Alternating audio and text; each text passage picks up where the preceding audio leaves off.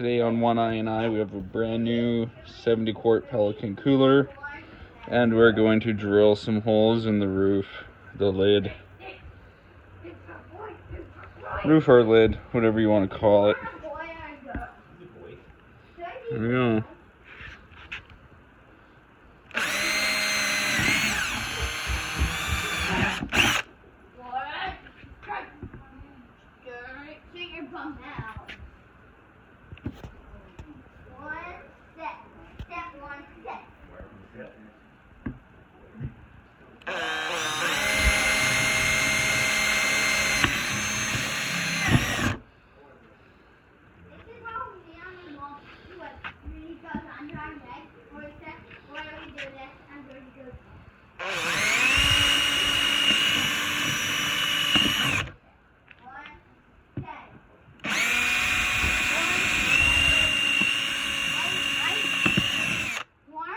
Oh yeah, that's what it's like to drill a $500 cooler, brand new. What do you think of that, Emmett?